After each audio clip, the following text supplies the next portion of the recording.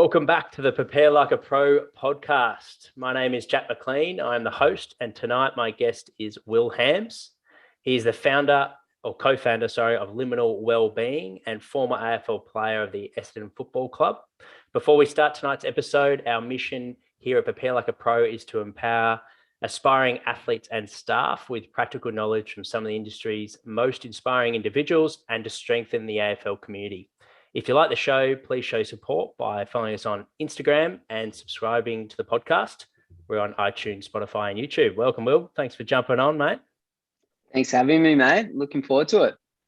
Yeah, it's going to be a good chat. Let's dive into the very beginning of your journey. The young hammer, take us back. What age did you discover that a career as a professional footballer was going to become a reality? It's a good question. I think, as a little tacker, I definitely always loved sport and loved footy and always kind of aspired to play AFL someday, but aspiring and actually kind of making a reality and whether I could get there or not was a completely different story. But I think more just growing up, I just loved playing sport and loved hanging out with my mates and playing with them. So I think for football, started probably getting a bit more serious as I got towards kind of more Gippsland Power representative stuff. So part of kind of the old TAC Cup and now the NAB League, and getting involved in those pathways was when it really kind of become a bit more serious. And I would have to say that I probably sat on the fringes of most teams in kind of under 15s and 16s. And then wasn't really until the end of my under 16s year that I started to kind of string together some good football, started having a bit more confidence in how I was playing and had some opportunity back at home in Sale to play senior footy and played all right and kind of could compete with men. And I think that kind of set me up a little bit for my bottom age year in the under 18s, and was lucky enough to play some consistent footy there, which again was another little stepping stone into whether I could get there and really kind of making some choices to put myself in the best position to try and get drafted at really the end of my under 18s year, and was lucky enough to kind of go through there and work pretty hard and put some good steps in place and play some good football, and probably really come as out of nowhere kind of midway through the year. And then kind of following that, we had a pretty good season and was lucky enough to get picked up by the Bombers after that. Yeah, awesome, mate. Let's dive into a little bit more detail about some of those stepping stones where it sounds like as momentum built, your confidence in yourself grew. And for young footballers listening in, how important it is to stretch yourself. Like you said, 16-year-old playing country senior footy. Looking back at those moments, did that really move the needle for you in terms of your development, those big step ups? Yeah, I think so. I think kind of people having confidence in you and then you having confidence in yourself is a big part of it. And I think football, more so than anything, is such a confidence game. You can put everything that you want, all the stepping stones in place, prepare as best as you possibly can and get out there and you lose that sense of confidence and your game kind of goes. So for me, that was definitely a big part of it. Leading into my under 18s year, I definitely made a clear decision. I remember speaking to mum and dad and said that, I'm going to put everything into getting drafted, and this is what I want to do, and this is what I want to spend my year 12 kind of doing. And they were 100% supportive of that, and I can't kind of thank them enough for just kind of backing me as a young person to just go after it. And they even took the step then to speak to my coaches, have a chat to my manager about what they could do to support me. And we kind of spent the year really trying to act as if I was already an AFL player. So I was doing recovery on the Monday, getting to the beach before school, doing extra touch sessions. We would head down the highway on a Wednesday. We only had one session with our Give Me Power team. And then I'd train on the Thursday back local in Sale. And then we would head up to Melbourne on the Friday and see my physio and then start the pattern again after we played on the Saturday or Sunday. So there was definitely a routine. And I think as the season kind of went on and I started seeing the results and that was a big confidence booster again, and kind of got put in for the second game in the Vic Country squad and then played the rest of the carnival and then kind of set my year off like that. So there was definitely a process went in place and kind of a bit of a clear plan that we set out at the start of the year, and definitely huge thanks to my parents for really kind of putting the faith in me and allowing me to really go after it.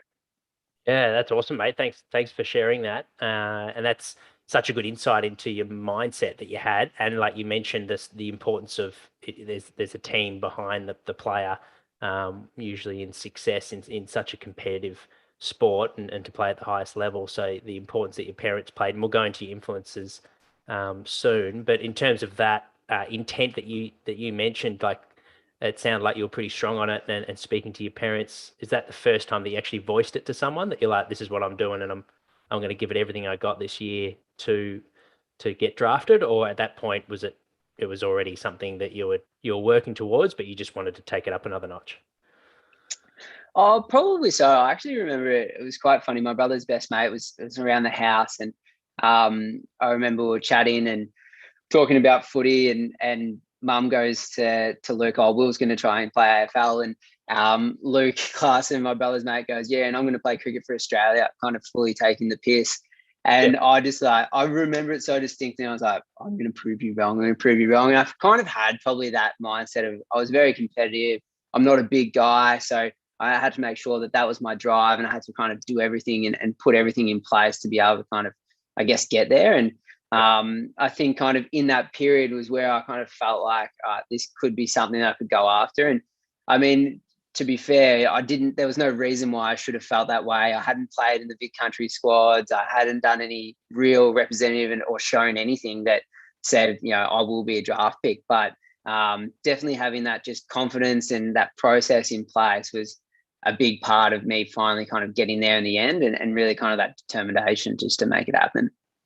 Yeah, that's awesome. Love that. And that's a great gem for any of the younger footballers listening, or maybe parents of young kids. I think it's so important to come from, the person themselves, for them to really enjoy it and embrace it and get the full experience in this life that we live. If it's coming from your heart and coming from yourself, you're probably going to give it your best shot, opposed to external people putting pressure on yourself. So that's no doubt an important factor. Obviously you got to play good footy, and like you said, you had those stepping stones, and you built and worked and put in the work as well to get that end result. Talk us through how the draft week ended up for you as well, because I know that was an interesting time for you after speaking to you a couple of years ago about it. Talk us through draft night and how did it eventuate to get to Essendon?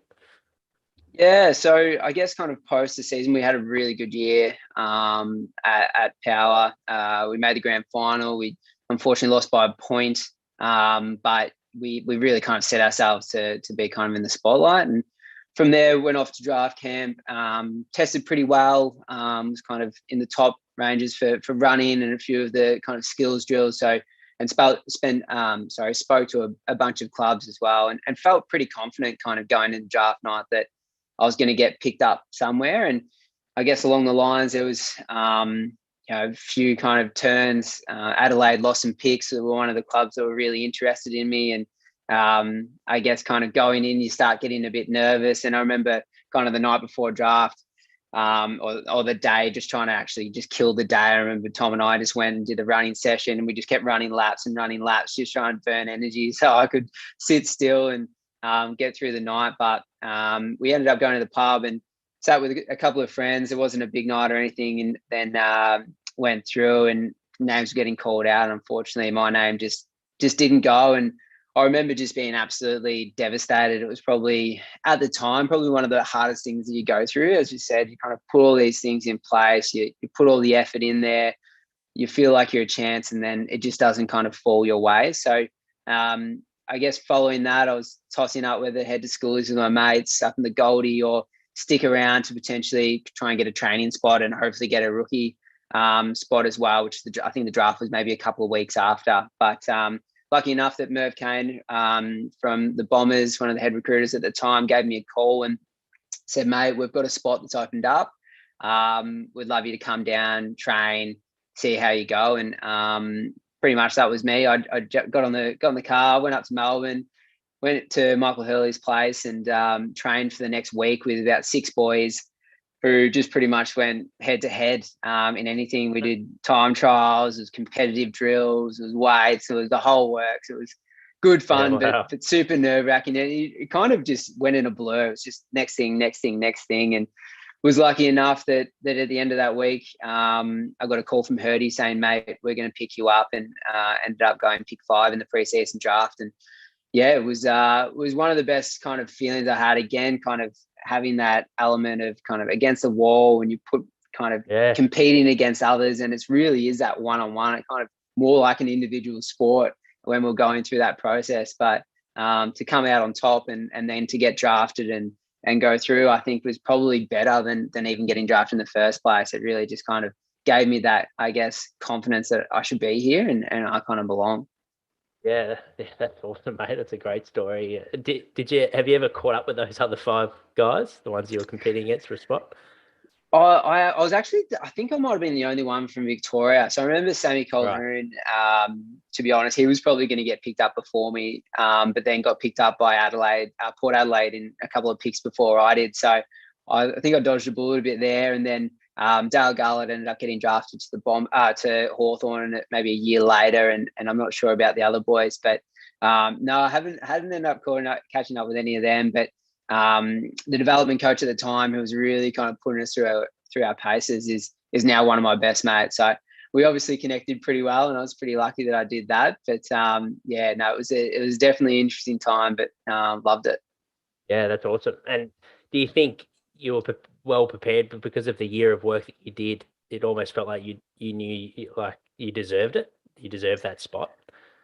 Yeah, absolutely. I think I honestly probably couldn't have done any more, whether it was in the gym, whether it was running, whether it was my skills work. I was just putting so much time into it, even just leading up to that kind of post the season. So I really felt like, if it wasn't going to be then it probably wasn't going to be. And if someone's going to kind of beat me on the day, then well done to them. So certainly felt that I was kind of in the right position, and probably I think you kind of get a feel for it after the first day. We did a lot of testing that first day, and I think a lot of them were probably more of the explosive athletes, where I probably had a bit more endurance. So I was kind of getting on top of them in those drills. And then kind of when it got down to the competitive stuff, I think that was certainly contested ball was one of my strong suits, and I was able to kind of get on top of that. And yeah, I think that just gave us a bit of confidence really for the rest of the week.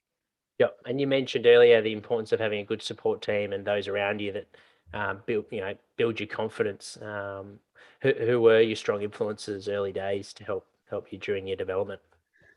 Yeah, I think obviously I spoke about my parents. They're, I think, any fortunate kid, they're the number one supporter. Obviously, growing up in Gippsland and being 3 hours away from Melbourne, where we pretty much spent 2 years traveling back and forth. We absolutely flogged them on Ash Freeway, and they dedicated so much time and effort into supporting not just me, but my brother Tom as well in our sporting endeavours. So certainly, mum and dad were a massive influence. I think down at Gippsland Power, Peter Francis, who is the general manager there forever, is an absolute legend, and Nick Stevens, who was my coach in the under-18s year. They put a lot of confidence in me as well, and really kind of pushed me to AFL clubs to kind of get on their radar, and as well as in big country. And I've a lot to thank to both of them, and probably not just on a footy sense, but also just as a personal sense as well, in terms of life lessons that they taught me, and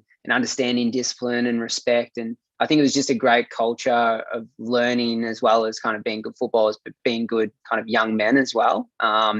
So they were absolutely incredible. And then James Byrne, who I briefly mentioned before, who was that development coach that got me over the line at the Bombers.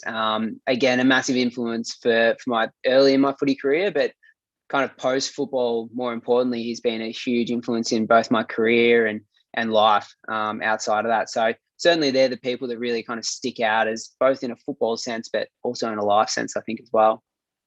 Yeah. And your dream becomes your reality. You're on an AFL list. Take us through the first year. How tough was it, and what were some of the highlights as well? Yeah, I'd have to say probably the first year was one of the easiest years, or probably the easiest year that I had. I think AFL clubs are quite good at balancing your load as a young person coming in.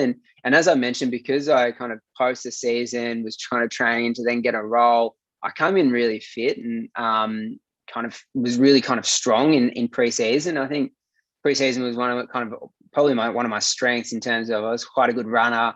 I'd kind of back up training really well. I recovered pretty well. So all those things were really in my favor. And I guess kind of leading into the start of the season, I was putting myself in the best position I could. I didn't get didn't get close in round 1, but played some good VFL games. And then round 2, I was first emergency, and then had a string of emergencies and carryovers after that. But certainly, I guess that pre-season, although you come home and you go to sleep and you're not used to kind of having a full day at the club, whether it's weights in the afternoon, training in the morning, meetings and all that sort of stuff, does kind of tire you out mentally and physically. But I think for me, it was kind of just kept flowing on from the momentum that I had the previous year. And it really wasn't probably until my second year where I felt a little bit more pressure on kind of performing, making sure that I could cement my spot and how I was physically and all of those sorts of things. But in the first season, it's kind of like, you're fresh, no one knows, no expectations, get out there and just have a crack.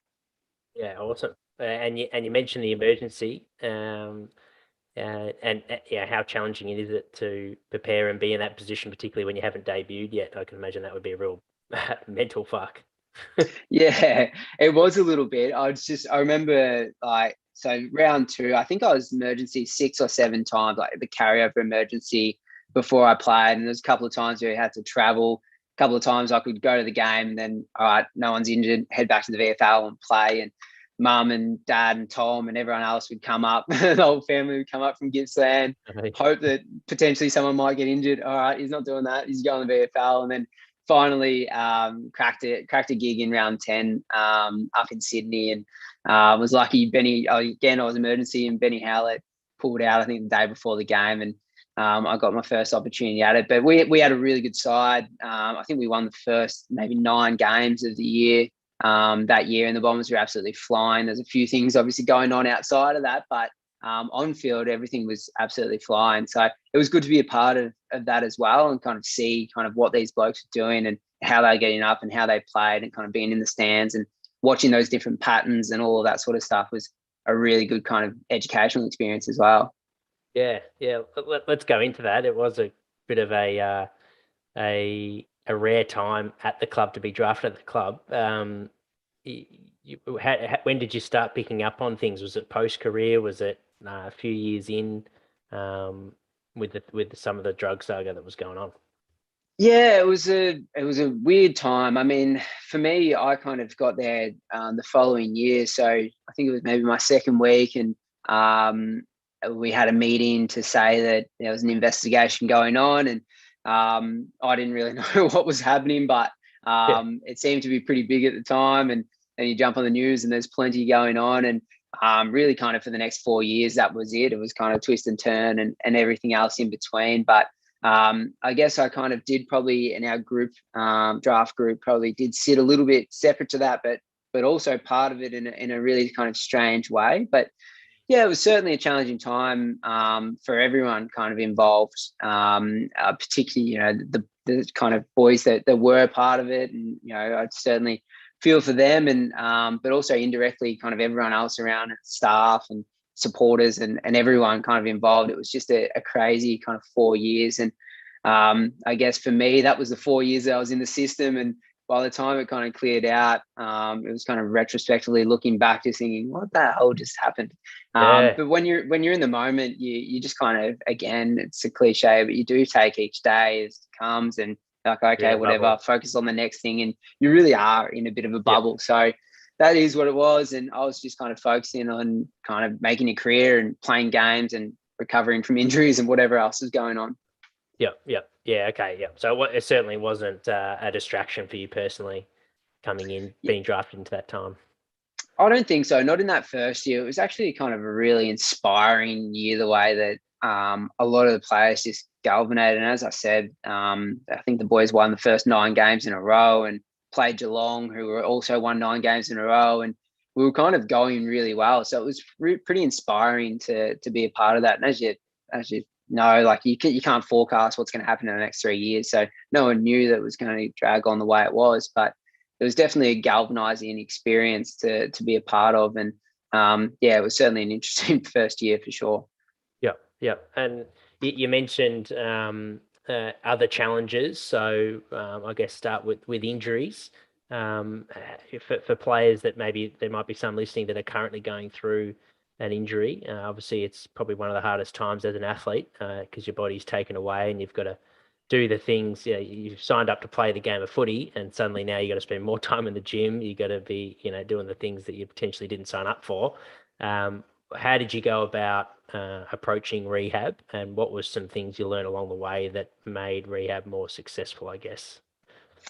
Yeah, it was a tough one. So as I said, that first year you come in, your eyes are open, you're just having a crack, and then the following year you want to make sure that you improve on what you've just kind of laid out. And for me, I felt like I had a pretty good year. Played a couple of games in the seniors. I played good VFL, played a good final series, and so I was like, all right, it's my time. I want to make sure that I kind of cement my spot in the senior side. So I'm going to do everything that I can in the preseason to make sure I come back kind of raring to go. And that was pretty much what I did. I didn't go away. I went just back home and just trained as much as I could, and got back to preseason. So was that more than the club program? When you say as much as you could, did you do extras and that sort of thing, or you just really brought maximum intensity to the program? Yeah, it was probably quantity over quality, I think, and that was certainly something that, looking back, you want to kind of take back, and you do understand kind of that. Putting the quality in, you don't have to do these ridiculously long sessions. If you have the quality in there, then you're going to see those benefits. And for me, that wasn't the way that I approached, and probably not the way that a lot of young people really approach it, because you just think more is better, and that's what you do. So as I mentioned, I come back really good, tested really well, trained really well up into the Christmas break. And then probably a week after the Christmas break, when we got back, I went down with what was pretty innocuous kind of hip injury. I essentially kind of lost all strength in one side, and got some tests done, and ended up seeing that I had a swollen kind of psoas bursa in my hip. And from there, got a cortisone, it relaxed. I went to training again, started running again 3 days later, and it just blew up again. And that was just this pattern for, I don't even know how long, and just kept kind of flaring up. We just couldn't work out what was actually causing that flare up. And unfortunately for me, it didn't matter how much rehab that I did, and kind of strength works that I did around my glutes or groins or everything else, it just wasn't fixing. So I ended up having to go into surgery, and in the end missed the whole year just through that kind of, I guess, trial and error of just trying to fix that hip. And that was definitely a frustrating and challenging time. And as you said, I think as an athlete, all you want to do is perform and play and do kind of what you're paid to do and what your job is, and also probably what you love. And definitely being in the gym wasn't something that I loved. It was just something that came with the game, and then you wanted to celebrate at the end on a weekend when you're winning and all those sorts of things. So definitely a challenging time. And yeah, something that I kind of look back on. I'm not sure what I'd do different, as I'd mentioned, kind of that, definitely that quality over quantity. But in my third year rather, I ended up playing a few games early, and then I think it was round 6, my other hip did the exact same thing, and that put me out and effectively missed my kind of 2 middle years of my career. So pretty challenging time. And as you said, when you're an athlete and you really rely on your physical health as your tool, as your trade, and not being able to do that was something that was really challenging. Yeah. And did you develop things outside of football at that stage of your career? Were there other areas that, obviously you're focusing on your rehab, but that's 2 years of not playing a lot of footy. Were there other things in your life that you started to focus on to help, I guess, yourself mentally get through? Yeah, and probably the fortunate thing about getting injured is that you can have a think about what else you're doing outside of football. And I definitely feel like I'm one of those people that does want to stay busy and always kind of wants to learn as well. So through kind of what the AFL and the AFLPA have set up, I did a number of kind of pathway courses, and then started my Bachelor of Business while I was still playing at the Bombers, which was probably something that I just wanted to do something. And then when I finished the game, I was pretty thankful that I did, and went on to finish that Bachelor of Business. And it has really helped me with my kind of professional career post the game. So that was something that really helped. But again, I love to surf. I love to stay physically active, and all those things that I wanted to do, I couldn't do. So it was really about finding other stuff that stimulated me mentally and socially, and other ways that I kind of keep my physical strength up as well. And that was really a discovery time for me, I felt, in just exploring, what I like and what I didn't like. Yeah. And going back to the highlights, like first game, being drafted, playing finals, and then obviously post Essendon, you were in a premiership side and played a ripping game, mate. At Box Hill. What looking back now, what is the most fondest memory out of all those highlights? Yeah, I definitely think that final series that we had at Box Hill in 2018 was probably, I've got goosebumps thinking about it now. You were part of it, and it was just a crazy, crazy roller coaster coming into that final series. We finished sixth. We won in overtime, and then the following week we had a good game against Geelong, and then we won by a point in the prelim, and then come from behind and won in the granny. And that whole kind of come from behind victories that we had just was insane. And it is a bit of a blur, but it was definitely the most highlight that I had in footy by a long stretch. It was absolutely awesome. Yeah, I can only imagine the connection amongst those weeks. It was bloody crazy week after week, every time, like you said, coming from six, you can't lose. And the team really stepped up. The highlights reel at the end was fun to watch. How when you look back at those memories, do you guys catch up, a year post in 2019, or is it more a 5-year thing, 10-year thing? Talk us through for a premiership group. What is the connection like after? Yeah, it's a tough one because a lot of us left, and we're all going to leave at the end of that year. So it was really kind of like this last hurrah anyway. I told Box Hill that I wouldn't be playing the following year. I was going to head away traveling with my girlfriend Grace and go away for 6 months and really take that opportunity. I just finished studying, so it was just a really good time to kind of finish up. Obviously winning the flag and going out on that note was just an all-time high. But we definitely got a group chat and we try to catch up, but COVID's obviously hasn't played a great role in that, like many others. But I can tell you what, I'm looking forward to a good reunion and good catch up with the boys, no doubt. Yeah. Once the Rona's gone, there will be summer festivities. So that's awesome, mate. And what about talking about the positives with the game of football? Those moments of winning finals and winning a premiership and part of a team. What does that do going into the following year? Like, how does that, from a confidence point of view, but also from a team connection point of view, for team success? How important is that to be able to have that experience as a group? Oh, I think it's everything. I think you see, in the AFL, there's no coincidence that Hawthorn get a gel from winning one and they go on to win 3 in a row. You see Richmond do what they do. You're probably going to see Melbourne and the Doggies be right amongst it. And I think team success breeds that confidence for everyone to step up and keep on that train and keep going, and you don't want to miss out as well. And I think for us at Box Hill, we lost in the prelim and got absolutely smoked by Richmond. But it kind of still, we were kind of building something. And I think that group really kind of galvanized after that. And we had a bit of a run. We've kind of started slow and then built and got our momentum back and finished really strong. But I think getting that connection with your teammates, for me, I was only there 2 years. The first year was a real kind of feeling everyone else out, learning, how do they play? How does this work? Where am I? That second year was I feel comfortable. I know where I'm positioned in this team, where I'm running. I know what he's going to do, and you start building that game awareness with your teammates. So that was something that I really felt in that second year to kind of get us over the prelim hump and get us into the granny. Yeah, and although there's a lot of talent in aligned clubs with a lot of the VFL top players that make a game have come from an AFL list half the time, or they're seriously good state league players, and then the rest of the team is made up of AFL full-time professional footballers. Not always are they the most successful in the state league. How important is that connection? And for VFL or state league players that are listening in, how do you build that connection between the two groups, between AFL, VFL, do you think?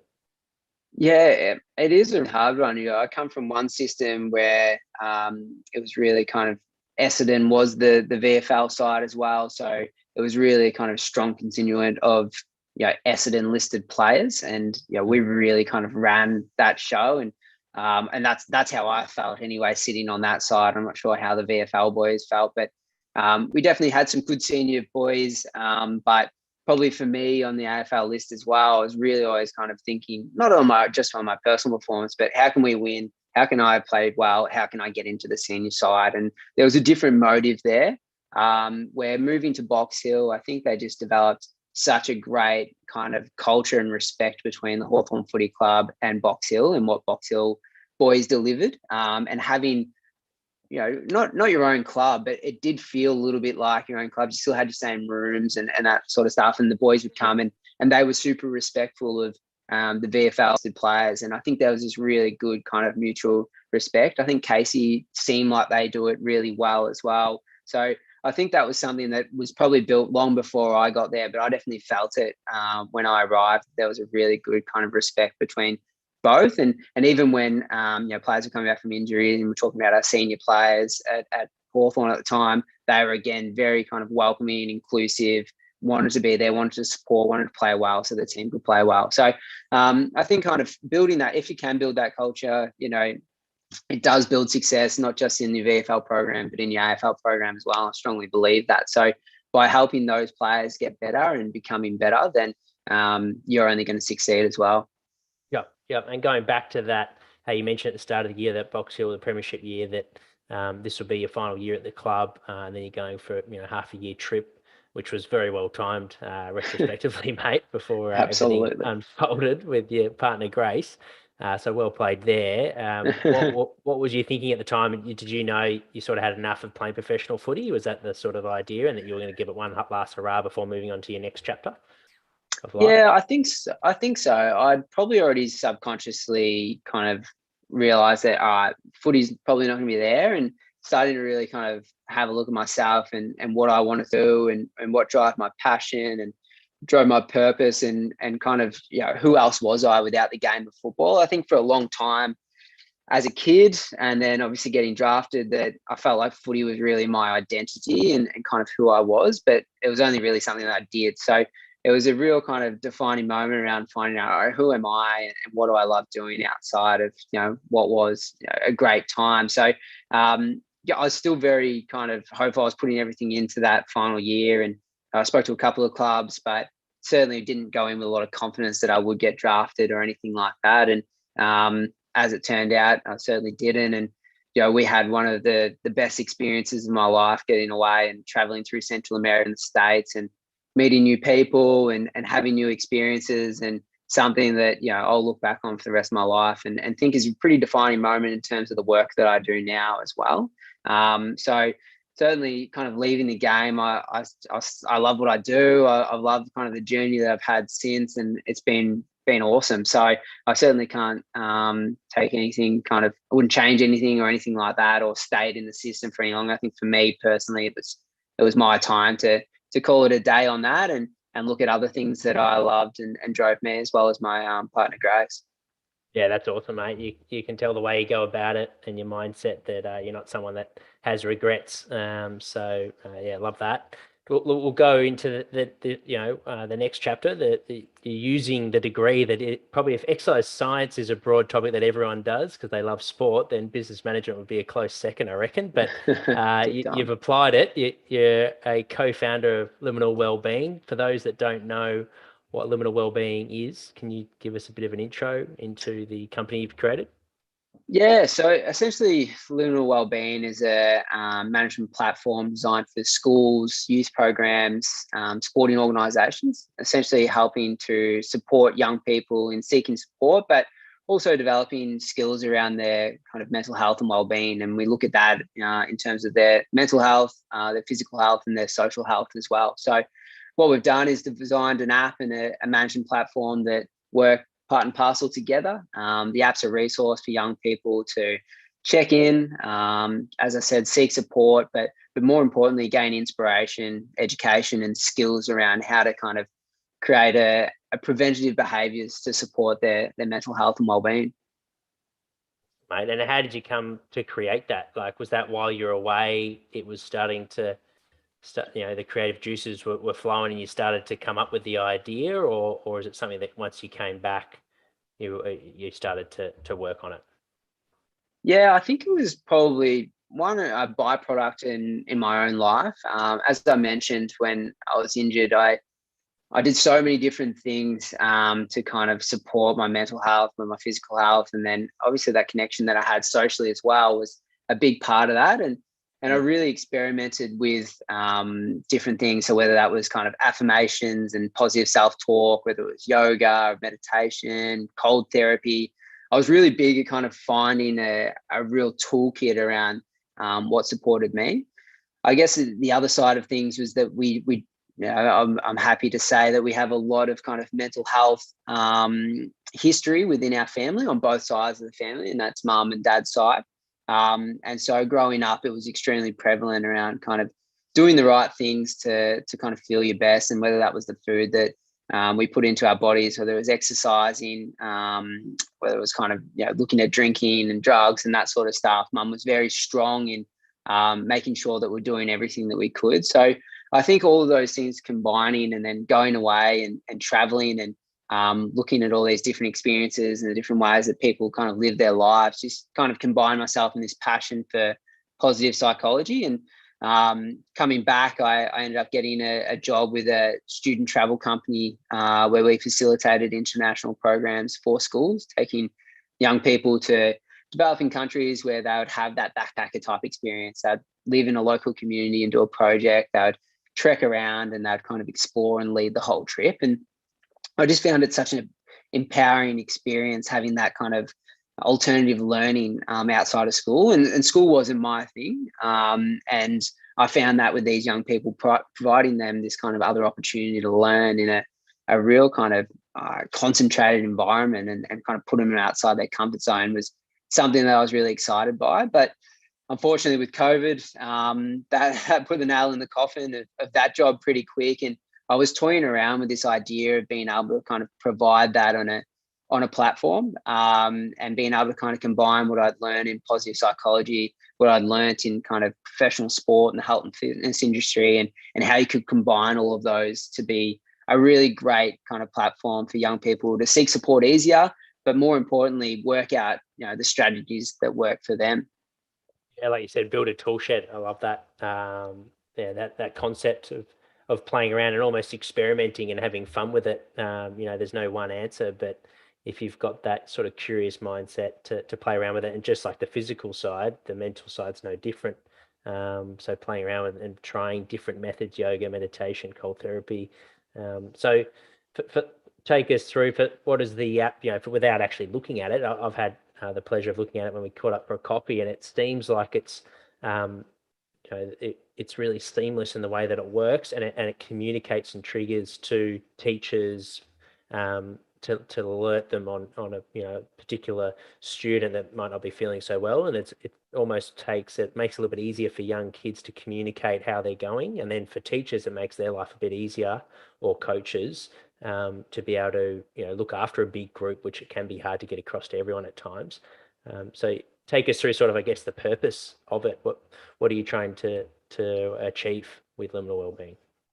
Yeah, exactly. What you said, there are a lot of barriers in young people kind of seeking support, and just like anyone knows, the earlier that you do that and the earlier that you kind of get on top of things, the better. And for teachers, they've got a bloody tough role, super tough, and even more tough throughout COVID, particularly kind of with online learning and these sorts of things. It's one, they've got to kind of teach the curriculum and help young people learn, but also kind of have their second eye on how they're traveling and can I be their kind of care supporter as well. So what we really tried to do with Liminal is make that easier for schools, but also organizations as well. So the way the platform works is essentially with the app, students do a quick check-in, or the individual does a quick check-in on their physical, mental and social health on a 1 to 5 scale, but it's designed a little bit differently. And that information then just goes through the management system just to see how broadly the group is going, but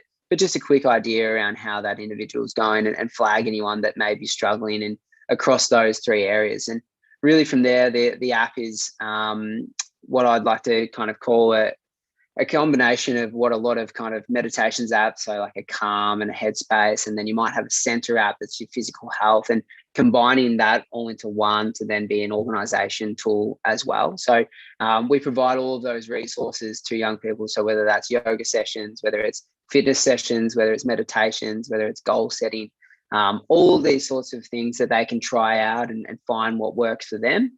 As well as creating a kind of a content management platform for organizations to use, where they can upload different inspirational videos, different kind of resources that they have available, guest speakers if they come there, and it's all centralized within the app. And then finally, a support function. So if a young person is struggling with anything, whether it's school related, whether it's home related, whether it's physically related, then they can reach out to the wellbeing team simply through their app. And it's definitely an alternative solution for them. We certainly encourage to build that rapport with their teachers and with their wellbeing teams, but it is something that they can kind of fall back on if they don't know how to ask and they don't know how to articulate their feeling. And kind of going back to the toolkit analogy, I certainly look at that kind of wellbeing, and what we're trying to do is really provide them a suite of kind of resources. And we kind of refer to as, as a tradie. The tradie's not going to rock up to site to build a house with a hammer.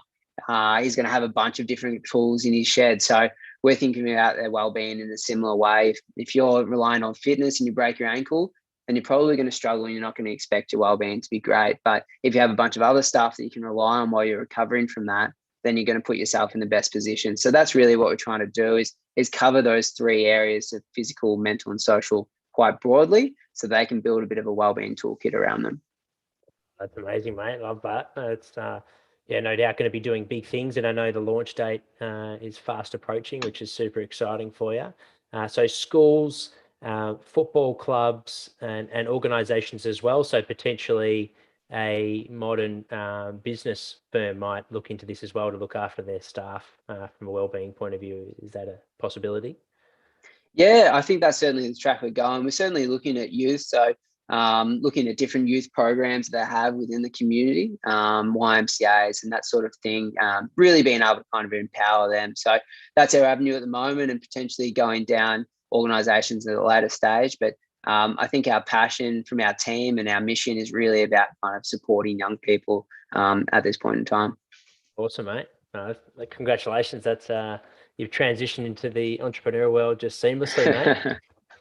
Thanks, mate. As yourself. We'll go into the lighter side of the podcast, the get to know Will Ham's side. So first one off the bat, mate, is which movie or TV series has impacted you the most and why? We've had plenty of time for this, although you probably haven't as much as others, but the last couple of years, Netflix must have popped up at least once. Yeah, big time. To be honest, I was trying to think of one, and I don't have anything that kind of really stands out for me. A big TV series watcher. I love TV series over kind of movies. So I think probably my favorite all-time TV series, I don't know if it's impacted me in the best way possible, but I reckon I smashed Entourage when I was a young fella about 3 times in a year. I love that show. So that's definitely my all-time favorite. But I don't know if I've had too many impact. You certainly walk away from some movies with some goosebumps and pretty pumped up. Al Pacino's speech and all those things. But couldn't really put my finger on one that really got me going. Yep. In your work life, what makes you angry? What are your pet peeves? Pet peeves. Again, there's probably not too much that really annoys me. Yeah, I think I really try and treat everyone equally, and it does probably annoy me when others are disrespectful to people that they may not know, or for whatever reason. So that's probably something that kind of gets on my nerves a little bit. But again, there's probably not too much that fazes me really. Yep. And favorite inspirational quote or life motto? Yeah, I'm a big so shit always works out. I say this whenever I have a crazy idea or try and go over something that's probably looking a bit dodgy. I always say to my girlfriend Grace, "No, shit always works out." And I'll probably rephrase it a little bit. That shit always works out if you put the dedication and probably determination to make it do so. And I've lived out that motto. I kind of do it with my work. I've done it with footy. I've done it with kind of everything that. You take each day as it comes. Don't try and stress too far ahead, because things will just work out. And if you do so, then you'll find out that they do a few days later. Yeah, and I'm with you there. That resonates with me. The one it's clicked in my head for whatever reason. I think listening to someone else's podcast is what will be, which pretty much is the same thing. Absolutely.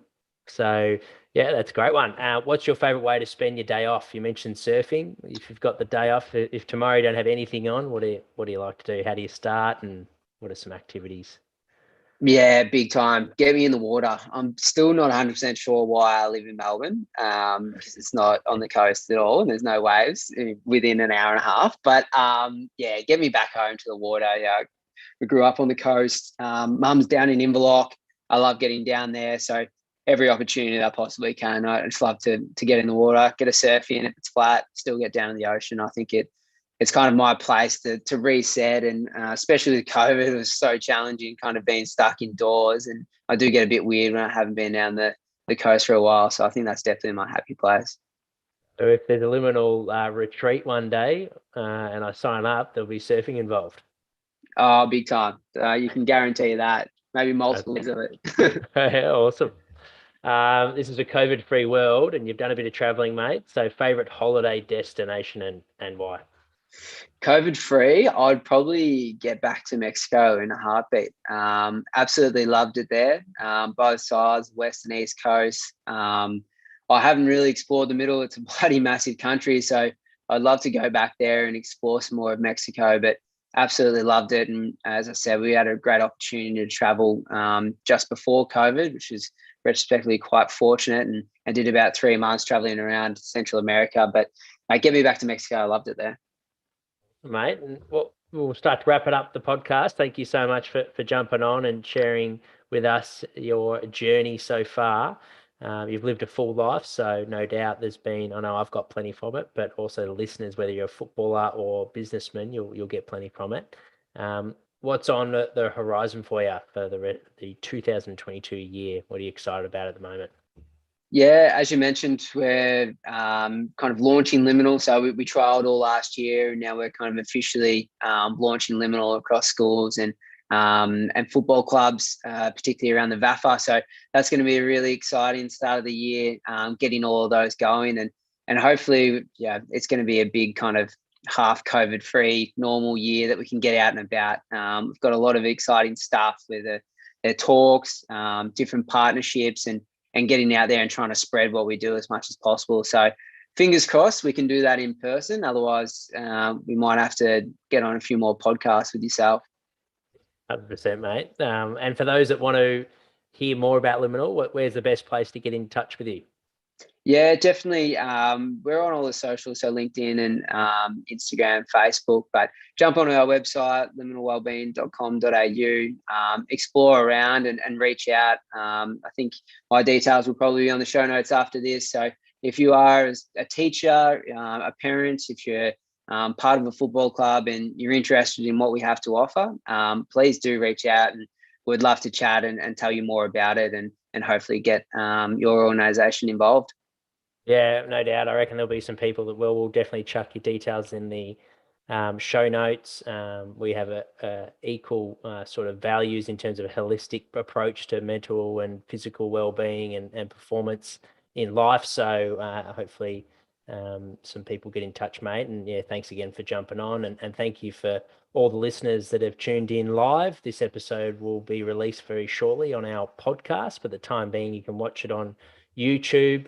And yeah, thanks again, Will, mate. Have you got any sort of last messages for the listeners? Oh, I reckon everyone's probably heard enough from me. But nah, thanks a lot for having me on, mate. It's been a blast, and yeah, thanks for everyone for tuning in. Awesome. And our next live chat, guys, will be next Thursday. It's actually our first collaborator event. So super excited for this one. We've got 5 AFL sport dietitians joining us. They've all been on the podcast individually. So Jess Spendlove from GWS, Rebecca Alcock from Melbourne, Ben Parker from Gold Coast Suns, Pip Taylor from Brisbane, and Simone Austin, who worked at Hawthorn. So if you're interested to hear more information, subscribe to our newsletter, which you can find that on Prepare Like a Pro website. Thanks, guys. We'll see you on the next episode.